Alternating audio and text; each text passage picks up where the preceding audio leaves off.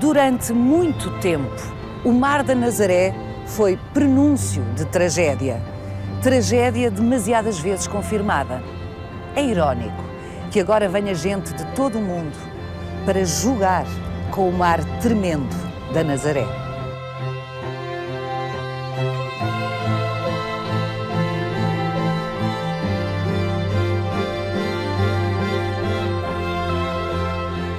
Quase tudo o que compunha o imaginário sobre a Nazaré desapareceu do dia a dia. Os pequenos barcos multicolores, as 7 saias das mulheres, são agora objetos de museu. Sobreviveram, claro, os filmes e as fotografias que grandes figuras da arte do século XX produziram sobre esta comunidade singular.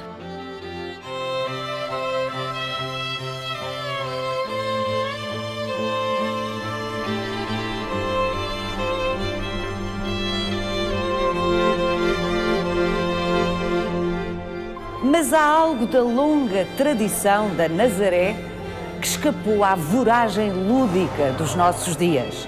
Para isso, temos de ascender ao sítio da Nazaré.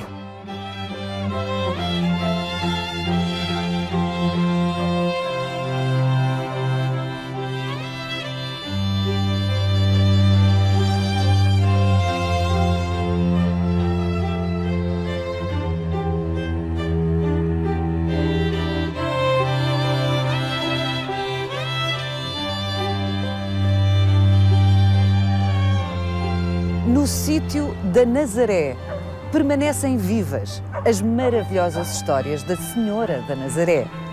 Foi neste exato lugar que Dom Foz Roupinho evitou cair ao precipício por ter evocado a Senhora da Nazaré.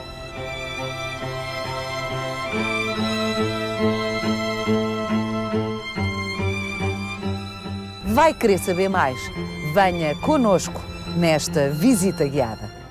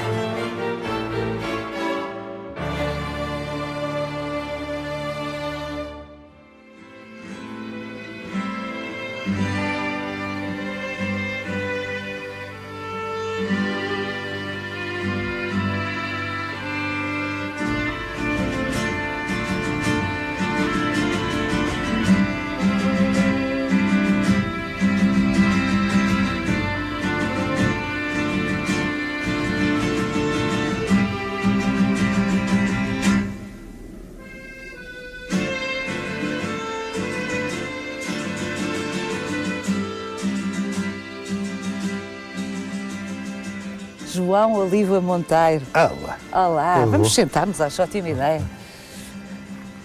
O João tem casa nesta rua do sítio da Nazaré e desde bebê que vai lá para baixo, para a praia da Nazaré. Portanto, lembra-se de como era a vida dos pescadores antes de terem construído o Porto de Abrigo. Perfeitamente, nos anos 80. Perfeitamente. Quem viu não esquece o que isto era. A zona de pesca, a zona dos barcos, era tudo aqui em baixo, portanto, até nesta zona da baía. Isto era um colorido enorme, havia imensas pessoas no meio dos barcos, havia os bois no meio dos barcos, havia as redes espalhadas para a areia, portanto era um cenário completamente diferente do que aqui está hoje.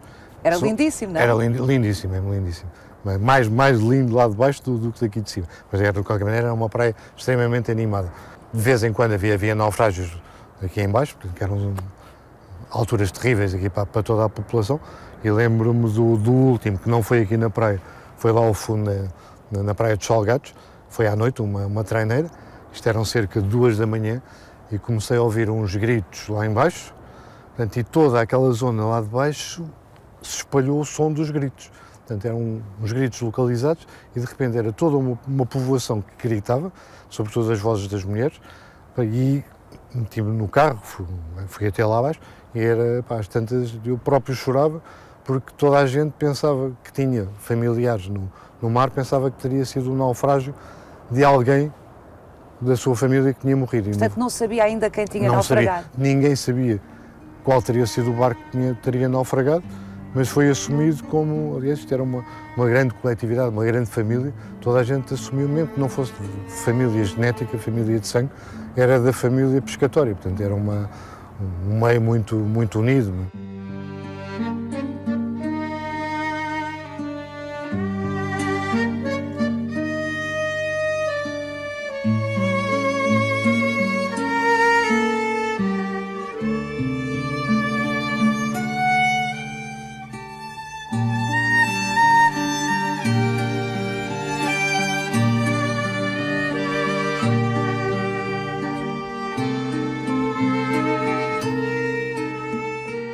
Há uma expressão que ainda hoje se usa muito aqui para contar coisas que aconteceram nos anos, sobretudo 40, 50, no tempo da fome. Portanto, é extremamente marcante. As pessoas dizem, isto passou-se no tempo da fome. Portanto, há histórias mesmo terríveis de famílias que não tinham. Me contaram uma vez uma história, um rapaz que me contou uma história, de ser pequenito, e o pai ele perguntar ao pai, quando é que vamos jantar? Ó filho, já jantámos, vai para a cama. Porque não havia nada. Portanto, foram tempos terríveis. Felizmente isso já lá vai.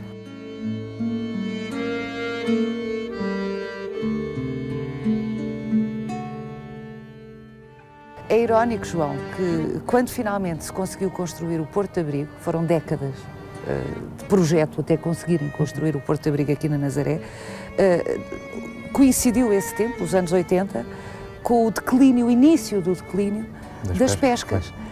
Em Portugal. Portanto, há aqui uma espécie de paradoxo, quando finalmente os pescadores da Nazaré tinham condições para trabalhar com mais segurança, acabou a pesca, enfim, caricaturando é isto, não é? Sobretudo vieram os arrastões do norte para aqui, portanto houve até uma revolta, quase uma revolta popular contra os arrastões, portanto, mas aqui já não havia barcos, portanto, os barcos foram todos abatidos.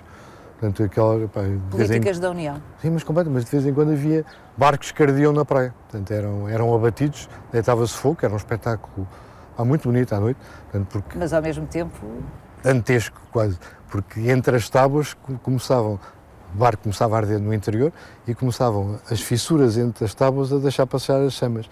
Era que via-se um esqueleto negro, uma luz intensa por dentro, e a pouco e pouco o barco ia desaparecendo, ficavam cinzas, com montes de pregos no sítio que fazia o formato do barco. O João, de alguma forma, é testemunha de dois tempos na Nazaré, radicalmente diferentes.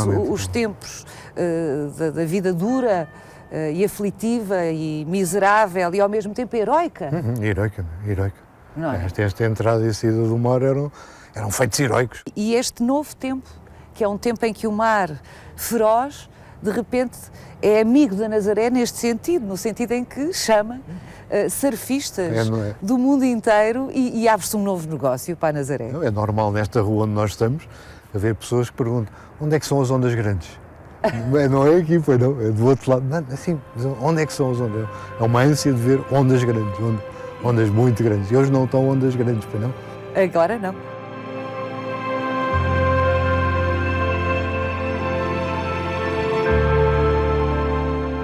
Eu acho que no imaginário coletivo, os pescadores da Nazaré são figuras multisseculares aqui, mas é um erro. Não são daqui, mas são da costa mais a norte. Portanto, esta povoação lá em baixo só se constitui no princípio do século XVIII. Portanto, havia corsários, havia piratas, todas as populações que estavam à beira-mar estavam sujeitas às investidas noturnas, sobretudo. Portanto, roubavam os bens, raptavam as pessoas. E a povoação primitiva, portanto, era lá em cima da Pedreneira, que era uma vila que pertencia aos cotos do Mosteiro de Alcobaça, e era esta aldeia cá em cima do sítio. Portanto, lá em baixo só se começam a estabelecer habitantes, portanto, no princípio do século XVIII, quando a Ria de Aveiro fecha, portanto, e os pescadores lá de cima da zona de Ilha são obrigados a abandonar aquela zona e espalham-se pela costa toda para sul, sobretudo para sul, portanto, com grandes colónias aqui. E a população lá de baixo, ainda hoje em dia, que se chama a praia, aquela zona, portanto, é bastante distinta, hoje menos, mas ainda há 20, 30 anos, as pessoas lá de baixo eram as pessoas da praia, cá de cima as pessoas do sítio e lá em cima as pessoas da Pedreneira, comunidades completamente distintas, onde havia inclusivamente problemas entre casamentos entre comunidades. Extraordinário. Uma pessoa do sítio que casasse com outra pessoa da praia causaria grandes problemas porque eram comunidades extremamente separadas. Hoje em dia as pessoas vivem nos bairros novos aqui à volta, está tudo diluído. Fala tudo a mesma linguagem. Isto de facto mudou imenso, mas há uma coisa que permanece. E daí o nosso encontro aqui no sítio da Nazaré, que são as maravilhosas histórias da Senhora da Nazaré. Se quiser que eu lhes conte, vamos ao santuário que é mesmo aquele lá, dá um minuto a pé. Vamos embora, foi para isso que eu cá vim.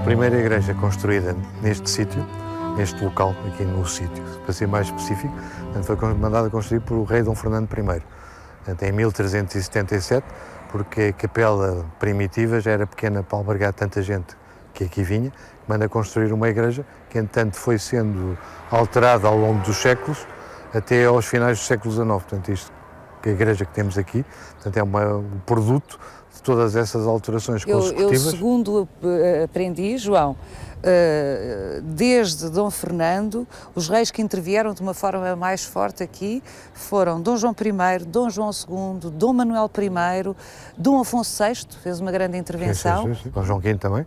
E quando falou de Dom Manuel I, a terceira mulher de Dom Manuel I, que depois de ser rainha de Portugal, casou com Francisco I de França e foi rainha de França, permaneceu aqui durante mais de uma semana.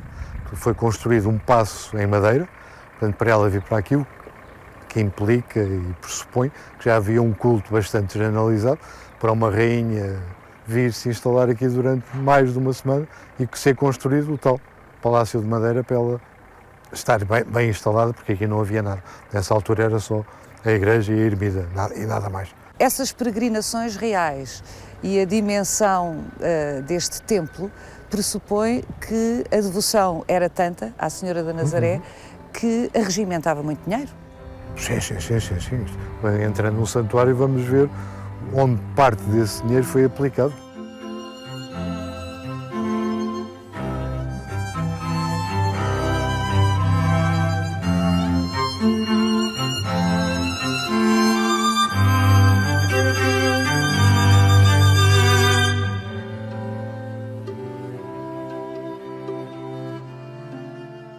É linda. E aquilo que eu lhe tinha dito lá fora realmente é esplendorosa, não é? É de facto, vê-se que foi investida sucessivamente de melhorias e de engrandecimento. E o escudo da Casa Real continua presente nestes embutidos, aqui nos mármores, como depois veremos na sacristia também. Exatamente, porque de facto é uma igreja com proteção real desde a primeira hora. Desde a sua fundação. E temos estes azulejos holandeses que são magníficos, que foram encomendados pelo santuário à Holanda, uma firma holandesa. Século XVIII, não é? Logo no princípio do século XVIII, 1708. Portanto, são escolhidos os temas dos painéis, vêm da Holanda todos numerados num grande navio, desembarca em Lisboa, portanto, sobe o Tejo num navio mais pequeno até perto de Vila Franca, e daí até aqui vêm carros de bois. Portanto, há o registro que sobrevive aqui no arquivo da confraria, tanto da encomenda como da viagem, que vieram sempre acompanhados de um senhor holandês, portanto, responsável da montagem, pela primeira vez aqui nestas paredes, onde encaixam na perfeição. É sempre fantástico ver essas histórias sobre azulejos, não é? Quer dizer, é um puzzle complexo e frágil. Sim, frágil. E então, faz tantos quilómetros, não é? Chegam intactos aqui. É incrível. Este painel aqui é fantástico. O Jonas a ser lançado à baleia é incrível. Para mim é o mais fantástico. Eu diverto-me sempre imenso estes painéis onde se representam animais que nunca se tinham visto. Sim, não é? Esta Portanto, baleia claramente os holandeses que fizeram isto, o pintor nunca tinha visto uma baleia. Mas resultou uma coisa ainda melhor. Não, muito melhor que uma qualquer fotografia verdadeira. de uma baleia. É fantástico.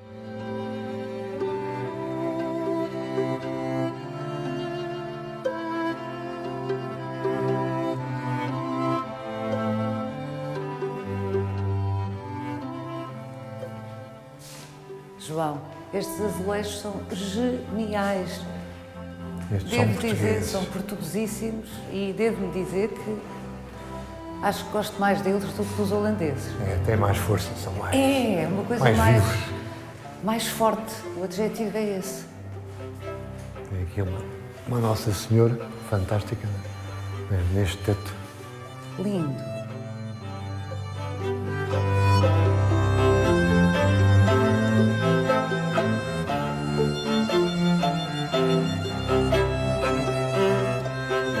Bom, vamos começar por esta tela. Portanto, esta tela representa um monge com uma imagem, a imagem de Nossa Senhora de Nazaré no braço, no regaço, e que terá sido o monge que trouxe a imagem de Nazaré na Palestina até Mérida, em Espanha. Portanto, daí o nome de Nossa Senhora de Nazaré, que é o local onde ela primeiro terá sido venerada. Portanto, literalmente, Nazaré, onde cresceu Jesus. Precisamente. Portanto, a imagem é transportada até Mérida, um mosteiro. Isso mais ou menos quando? Anterior ao século VIII. Não temos registros, mas portanto, aquele registro dela chegar a um mosteiro que se chamava Mosteiro de Cauliniana, onde a imagem fica até ao ano em que acontece a Batalha de Guadalete, que é 711. Portanto, a Batalha de Guadalete acontece porque os muçulmanos atravessam o estreito, invadem a península, as tropas cristãs que eram comandadas pelo rei Rodrigo, foi o último rei visigodo, esperam as tropas muçulmanas, há uma grande batalha onde os cristãos são desbaratados e a sorte do rei não desconhece qual foi, e segundo é contado aqui nestas telas, o rei terá trocado os seus trajes reais, que é a personagem principal à esquerda junto ao seu cavalo, com um mendigo para poder escapar despercebido do campo de batalha e se poder refugiar a algures.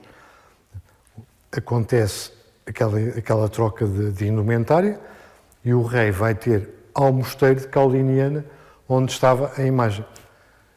E está aqui, nesta tábua, perante o altar onde está a Nossa Senhora da Nazaré, e está um monge que eu vê-lo a chorar e a prantear-se ali em frente à imagem, vem ter com ele e lhe pergunta se quer ser ouvido em confissão. O rei confessa-se e quando se confessa diz quem é. Rodrigo, o rei dos visigodos, vencido na Batalha de Guadalete. E vestido de mendigo para conseguir escapar.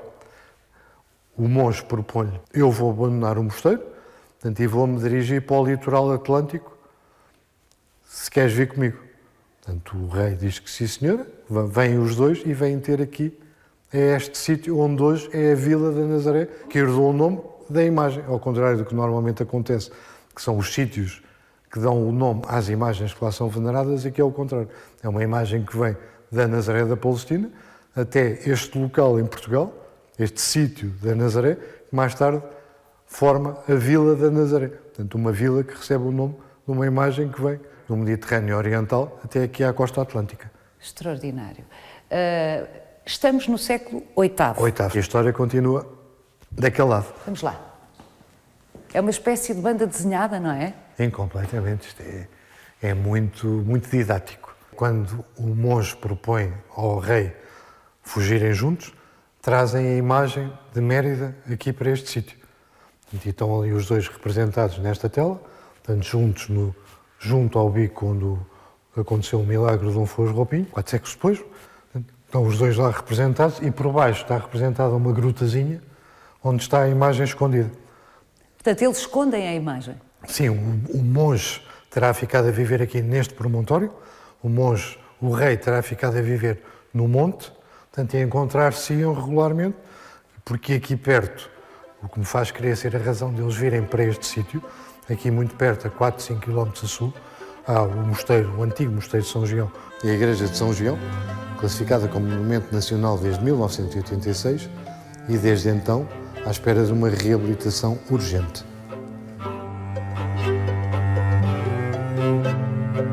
Ao que tudo indica, foram realizados estudos há muito poucos anos, seria um mosteiro de eremitas.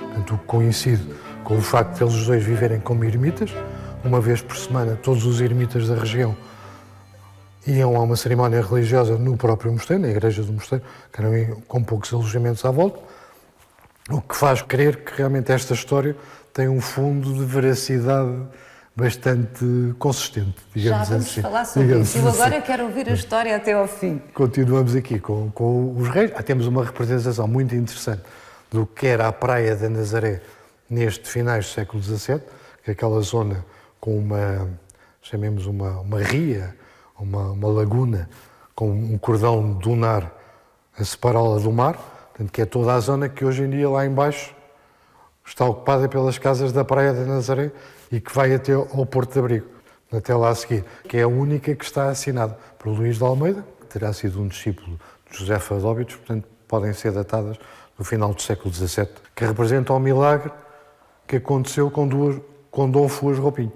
Portanto, Dom Fuas Roupinho era um cavaleiro da época do Dom Afonso Henriques, que era alcaide de um castelo de Porto Mós, que é a cerca de 15, 20 km daqui. Portanto, andava a caçar em setembro aqui nesta zona. Portanto, estava um dia de nevoeiro, como é normal nessa época aqui. Aparece-lhe um veado que ele começa a perseguir. De repente percebe que já tinha encontrado anteriormente a essa caçada a gruta onde estava a Nossa Senhora escondida há mais de 4 séculos. Já lá tinha descido, já sabia que existia. Quando percebe que está mesmo na ponta do precipício, em risco de cair para uma queda da qual não se salvaria, seria fatal inevitavelmente, e pede Nossa Senhora salva. Portanto, o cavalo consegue estacar, dá meia volta, Dom Fuas desmonta, desce lá abaixo à gruta, agradece a salvação, e chegam, entretanto, os companheiros, e quando chegam os companheiros, Dom Fuas diz: vocês vão à procura de pedreiros aqui à volta, eu fico aqui até está construída uma capela neste local, a que eu vou chamar a Capela da Memória, que vai registar a memória deste acontecimento pelo qual eu não padeci, não morri. É a ermida que está aqui ao lado. Sim, muito perto, que foi o segundo santuário que recolheu a imagem de Nossa Senhora de Nazaré. O primeiro foi a gruta, no século VIII, onde a imagem fica até 1182. Dom Fuas manda construir a ermida por cima da gruta, a gruta é entulhada e é tapada, e a imagem é trazida para cima, para a superfície.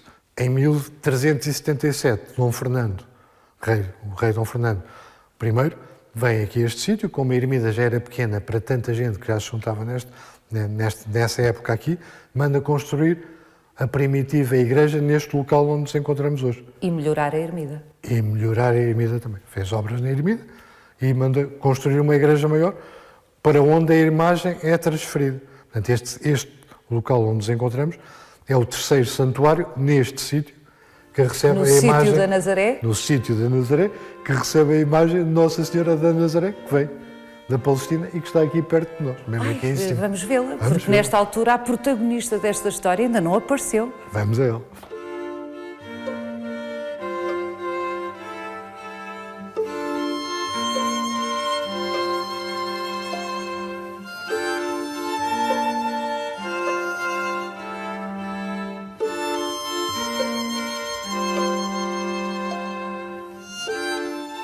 E aqui está a imagem, Paula.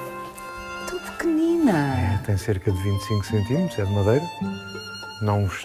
A datação é difícil, portanto, não sabemos se será uma réplica de uma imagem original que terá vindo realmente do Mediterrâneo Oriental, porque há um pormenor nesta imagem que me faz crer isso, que é a coifa que a senhora usa na cabeça para recolher. Era uma touca que usavam as senhoras desta época no Oriente. Portanto, há representações disso nos mosaicos da Imperatriz Teodora, nos mosaicos da Ágia Sofia, em Santa Sofia, em Istambul, nos ícones russos. Portanto, aparecem sempre estas imagens com umas cabeças muito grandes, com os véus por cima, provavelmente uma réplica dessa imagem original, trazida pelo monge e pelo rei. E que Dom Fuas Roupinho terá evocado.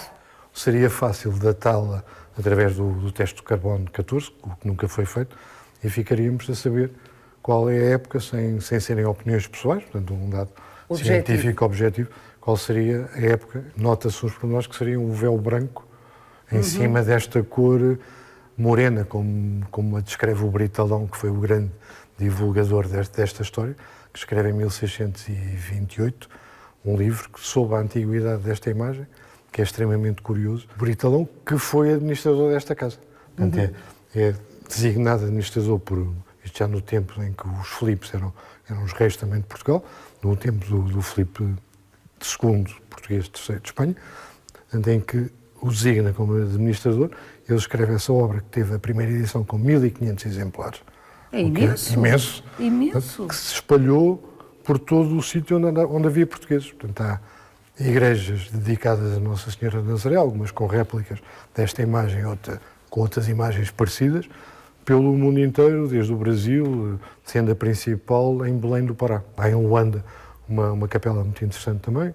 No Japão também, que deve ter sido fruto dos jesuítas que terão levado esta devoção para o Japão. Difundida pelo mundo inteiro. Então, Imagino que talvez também no Canadá, para onde tantos nazarenos emigraram, não é? Provavelmente, em St. John's, no Canadá, uma E nos cidade Estados também. Unidos? Nos Estados Unidos, portanto, é uma devoção que a partir deste sítio onde nós estamos, No sítio da Nazaré? no sítio, se espalha para a maior parte do mundo, por onde os portugueses andaram, e provavelmente muito devido a esse livro do Britalão, que é um sucesso, que é lido nos navios em voz alta, nos serões em voz alta.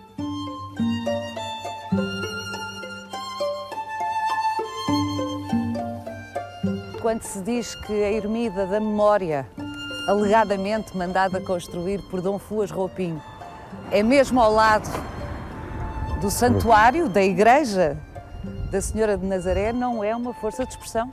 É fortíssimo, É aqui muito mesmo. perto. É aqui mesmo ao lado mesmo. É mesmo ao lado do bico onde o Dom Fuas se ia precipitando.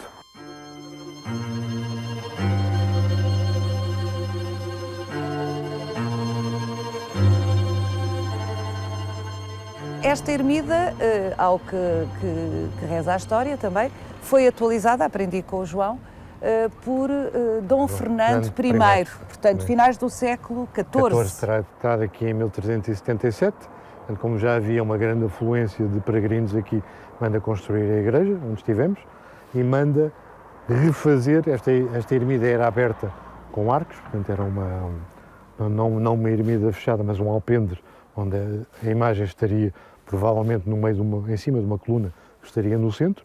Portanto, Dom Fernando manda fechar. Aquele baixo relevo tem tido várias leituras, portanto, em relação aos personagens que lá estão. Portanto, ao centro, indubitavelmente, é a imagem de Nossa Senhora de Nazaré com o menino ao colo, na perna esquerda. À esquerda tem uma personagem masculina e à direita duas personagens que me parecem femininas. A leitura que eu faço destas personagens é a família real de Dom Fernando. Portanto, o rei, em primeiro plano à direita é a mais pequena, Dona Beatriz, a filha, e por trás a detestada Leonor de Teles. Este baixo relevo é uma réplica, o original está no museu do santuário. Do santuário de onde viemos agora. Os azulejos são maravilhosos, mais uma vez, são obviamente. No princípio do século XVIII também. Obviamente, posteriores, do mestre António Bernardes. E são, o interior de facto, é todo revestido a azulejos também. Uma beleza. E agora vamos descer até ao nível da gruta sobre a qual foi construída esta ermida. É mesmo estreito. Isto é muito pequenino.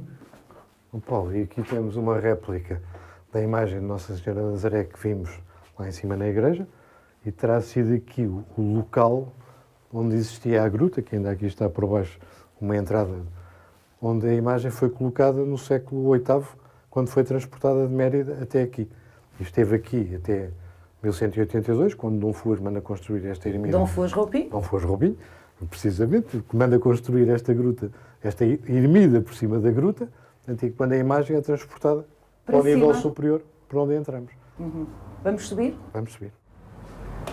João, tenho estado deliciada a aprender consigo, a ouvir as maravilhosas histórias da Nossa Senhora da Nazaré, mas eu tenho que confessar que tudo isto me levanta algumas questões e que as questões que me levantam estão diretamente relacionadas com esta lápide que estamos aqui a ver. Esta lápide foi colocada aqui no princípio do século XVII, portanto, e foi composta por Frei Bernardo Brito. Portanto, estamos a falar no tempo dos Filipes. Nos tempos Filipes, princípios do século XVII.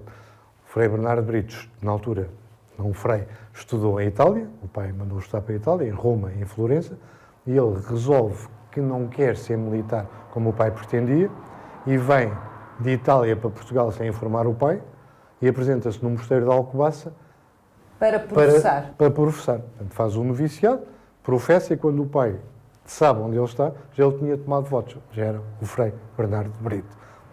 Mas com uma preparação fora do comum. Muito fora do comum, uma cabeça muito fora do comum também. Escrevia lindamente. Muito, muito bem. E destaca-se dentro das obras dele a monarquia lusitana. Nessa obra, ele demonstra que os reinos de Portugal e de Espanha, de Castela, neste caso, estavam separados desde o início do mundo. Desde Adão e Eva. Desde Adão e Eva. São descendências completamente diferentes dos nossos... Ou seja, inconciliáveis. Completamente separados, ad eterno. No segundo tomo da monarquia lusitana, o Frei Bernardo de Brito fixa a história de Nossa Senhora de Nazaré que estivemos a falar. Ele diz, a história que nos contou. Precisamente, ele diz que encontra um pequeno pergaminho no arquivo do Mosteiro de Alcobaça, o que não é de estranhar, porque tinha um arquivo fabuloso, e nesse pergaminho, que teria estado aqui embaixo na gruta, de onde saímos agora, foi levado daqui para o arquivo do Mosteiro de Alcobaça, é contada a origem da imagem de que falamos. Portanto, a história de que veio da Palestina... Veio da Palestina, de que... para Mérida, de Exatamente. Mérida para aqui, que ainda não tinha nome e ficou conhecido como o sítio da Nossa Senhora de Nazaré. O sítio da Nazaré é Nazaré hoje em dia. Toda essa história é fixada pelo Frei Bernardo de Brito, que mandou, entretanto, fazer esta lápide com uma espécie de síntese dessa história.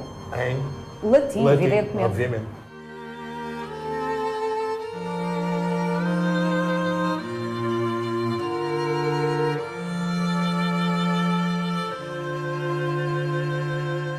A história da imagem da Nossa Senhora da Nazaré é maravilhosa, é fascinante.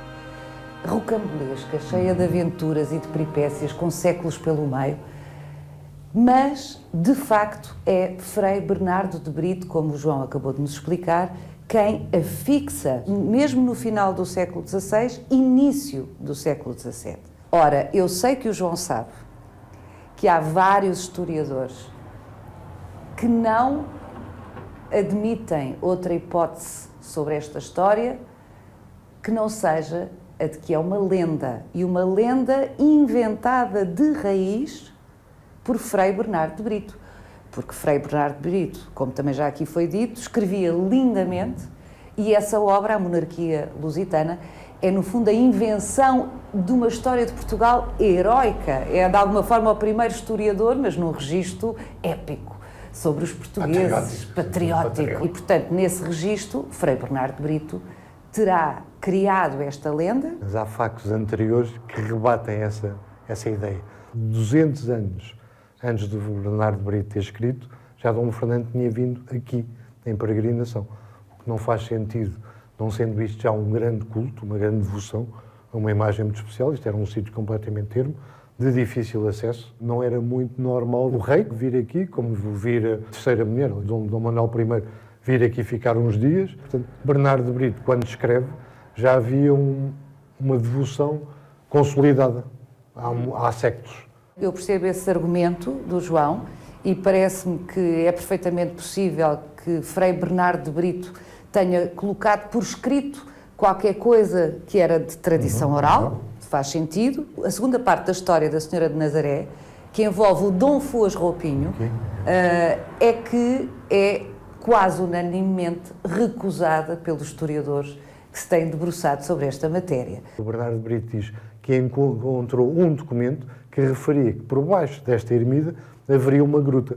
Portanto, esta ermida tem esta área tão reduzida, menos de 10 metros quadrados, e parece-me quase impossível, 400 anos depois do milagre de Dom Fuas, um homem chegar aqui e dizer, aqui por baixo deve haver uma gruta. Porque estava tapada. Estava tapada. Portanto, 400 anos depois da gruta ter sido tapada, o Bernardo de Brito descreve que, com a ajuda de alguns peregrinos que estavam por aqui, tiraram umas lajes do chão e descobriram a gruta que há 400 anos ninguém sabia que ela existia. Portanto, como parece, uma capela construída à beira do abismo, com uma área tão pequenina, não passa para a cabeça de ninguém. Olha, ajudem-me aqui a levantar umas lajes, porque eu acho que ele teria de ter um dado muito forte para quase desacralizar este espaço levantando lajes à procura de uma coisa que ninguém via há 400 anos.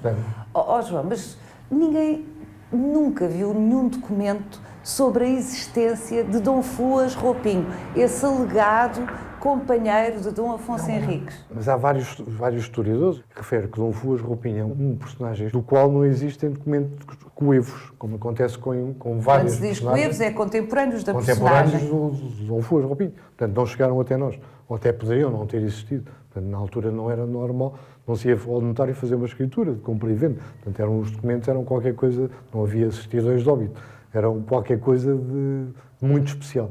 E já passaram tantos séculos que é natural que muitos deles não tenham chegado até nós, tenham perdido ao longo destes séculos todos. Bom, João, entre documentos que não se encontram e historiadores cujas leituras são tão divergentes, acho que vamos ficar para sempre com esta história da vinda da imagem da Nossa Senhora de Nazaré para este sítio, numa bruma de mistério, o que não deixa de ser interessante.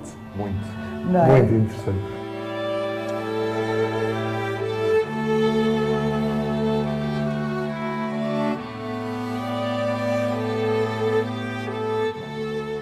Siga-nos no nosso sítio e na nossa página de Facebook, onde encontra este e os outros episódios do Visita Guiada.